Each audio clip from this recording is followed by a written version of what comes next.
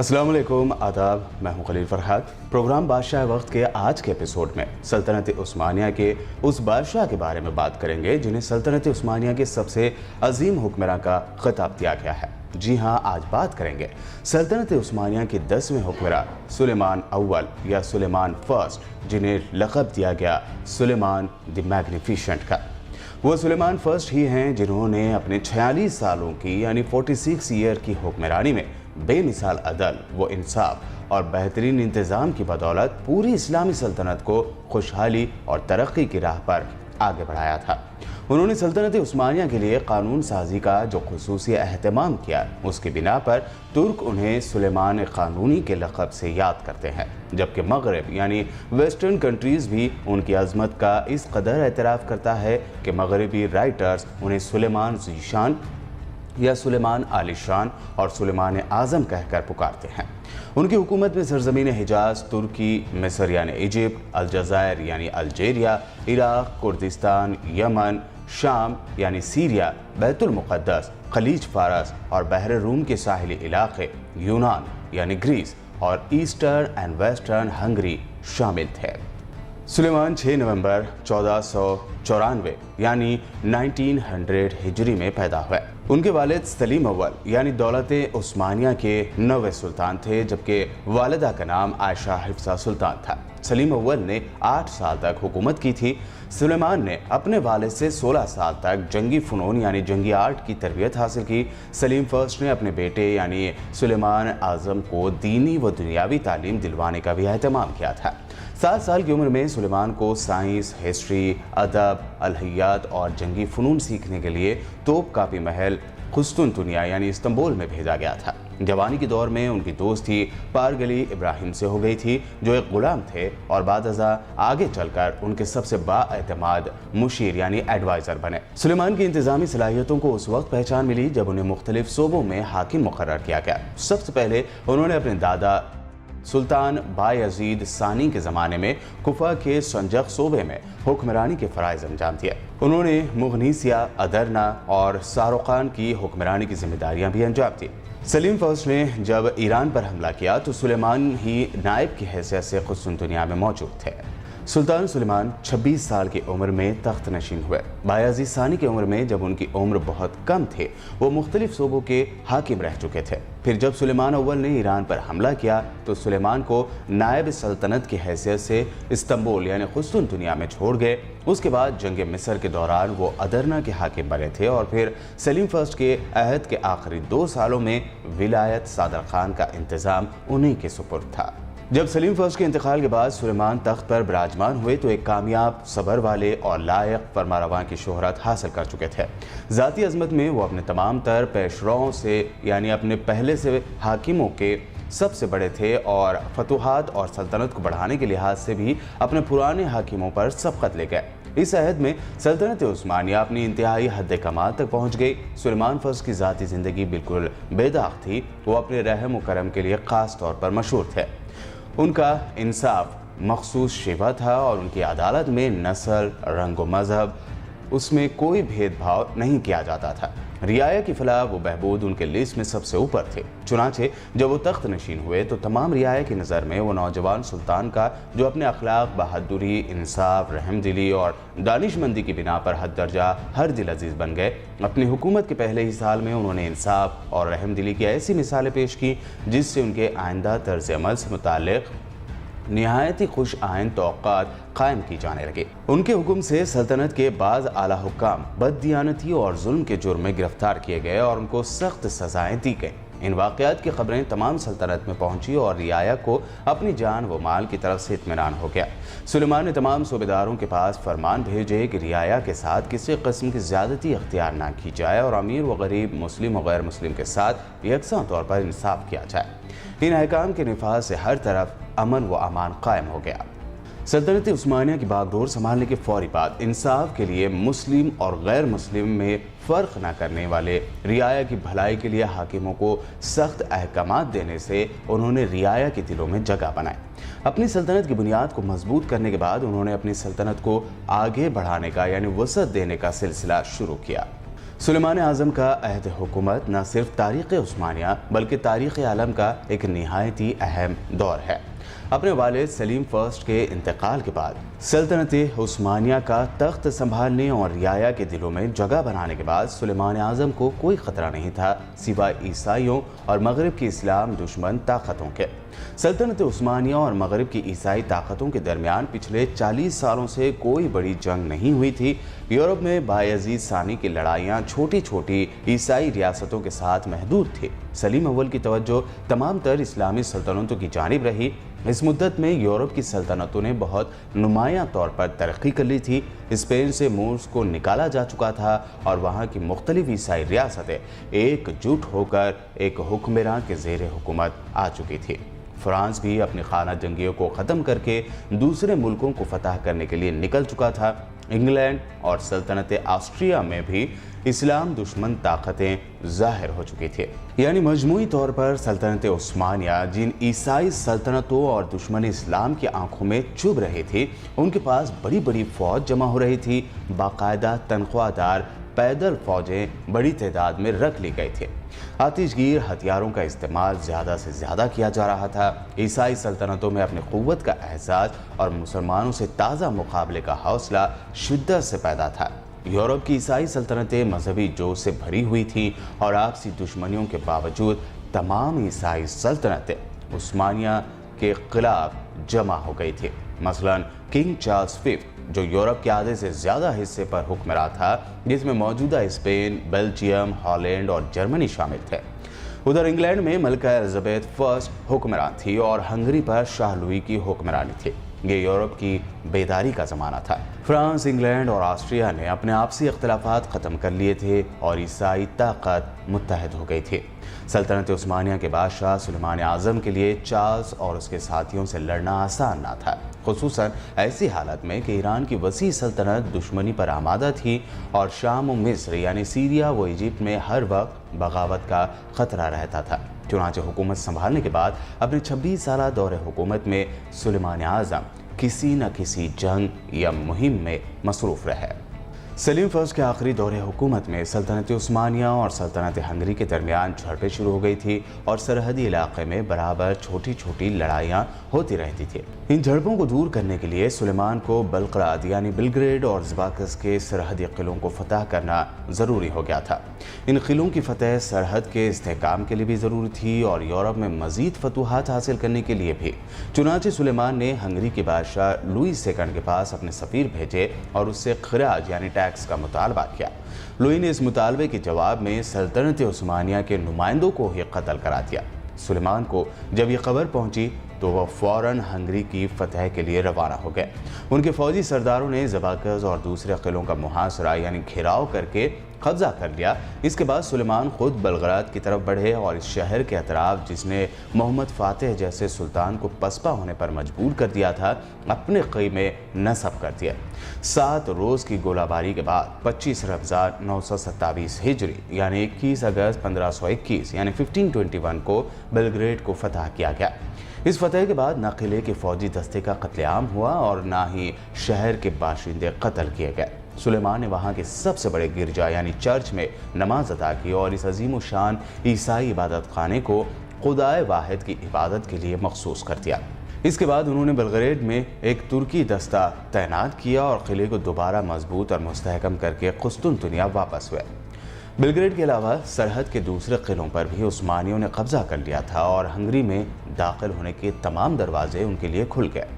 یہاں ایک خاص بات بتانا چاہتے ہیں کہ بلگریڈ کی فتح کا اثر یہ ہوا تھا کہ جمہوریہ وینس یا ریپبلک وینس نے دوبارہ خود کو سلطنت عثمانیہ کا باج گزار یعنی سلطنت عثمانیہ کو ٹیکس دینے پر رضامندی حاصل کر لی تھی اور جزائر قبرص یعنی سپرس کا ٹیکس ڈبل کر دیا گیا تھا۔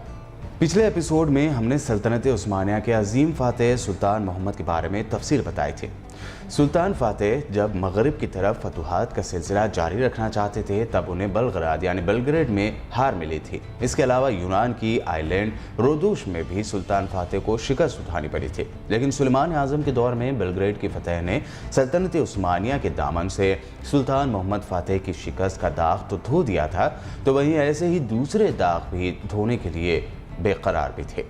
सुलेमान आज़म ने यूनानी आइलैंड रोदोश को फतह करने का आगाज़ किया।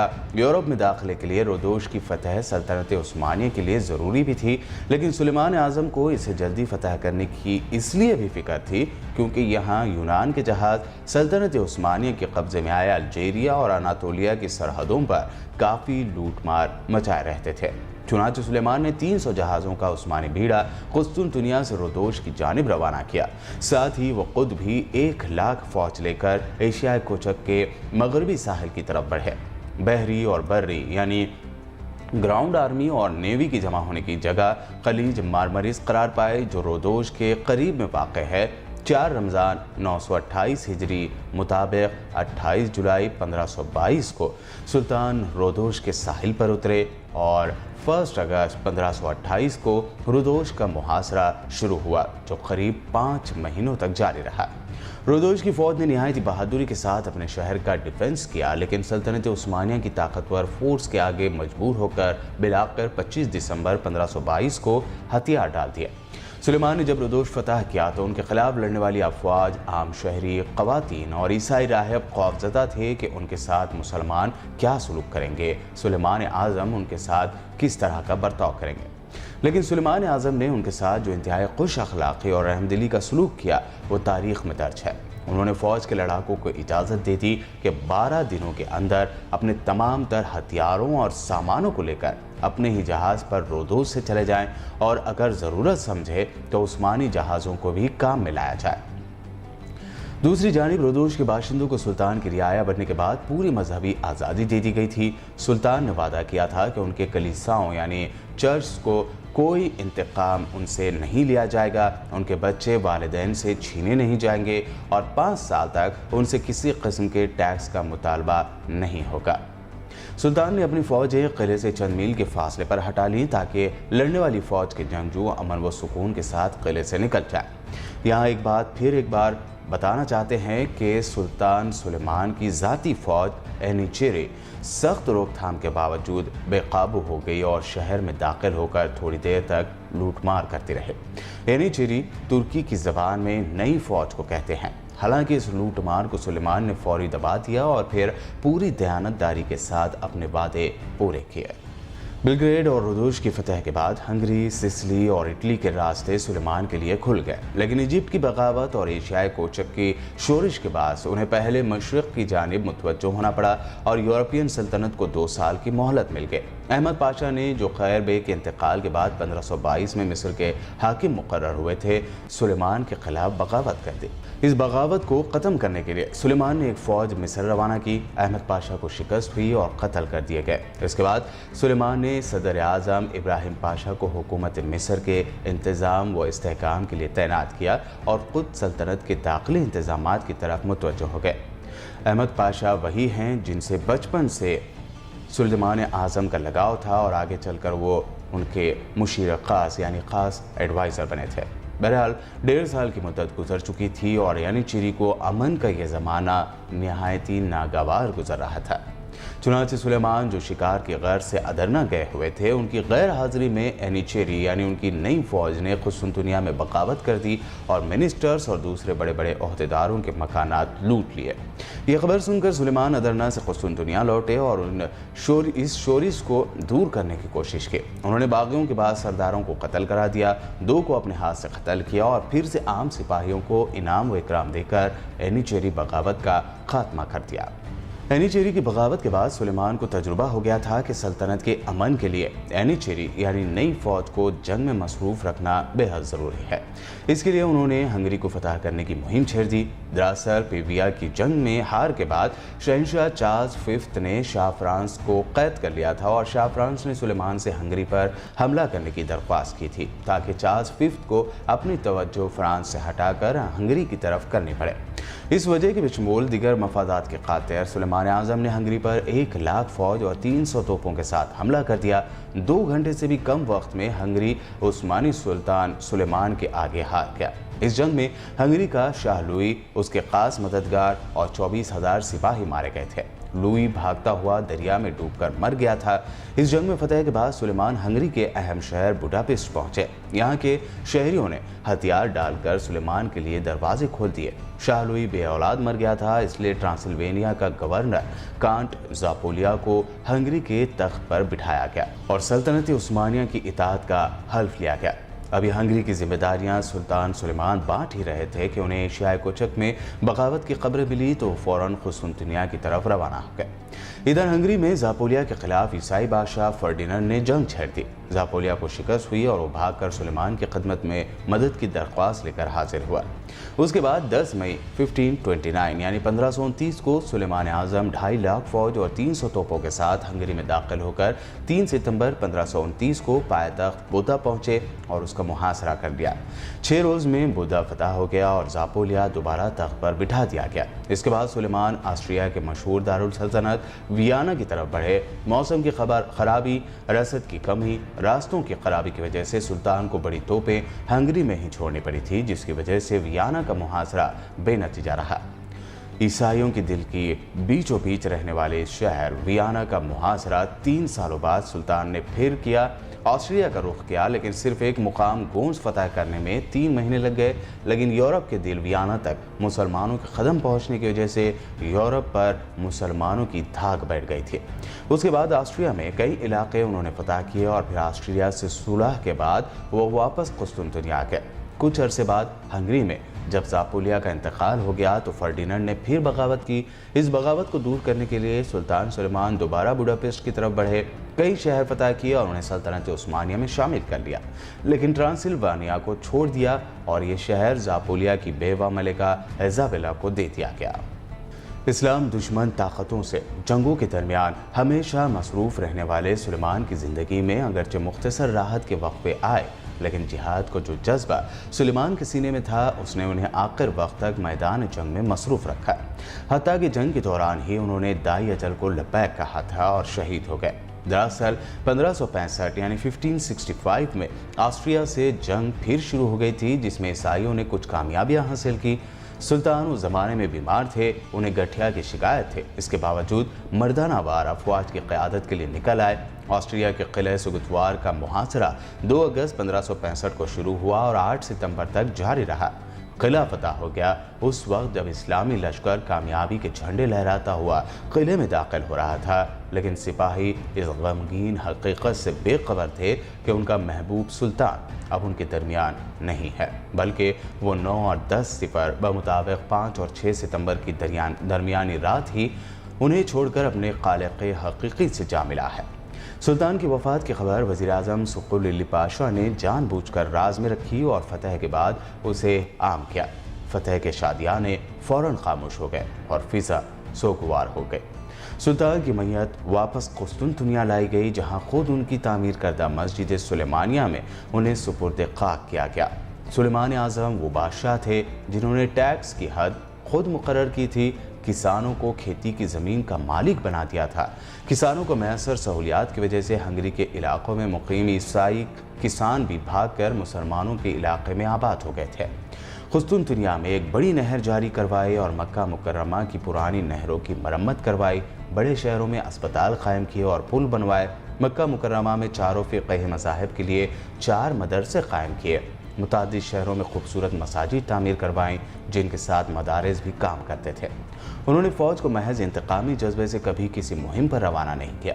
जब भी फ़ौज जंग के लिए रवाना होने लगती तो उसे सख्ती से यानी फ़ौज को सख्ती से ताकीद की जाती कि वह आवाम की जान व माल को कोई नुकसान न पहुँचाए। सुलेमान क़ानूनी को सल्तनत उस्मानिया का शाहजहाँ भी कहा जाता है। उनके दौर के मशहूर तरीन मेमार यानी आर्किटेक्ट सनान पाशा थे।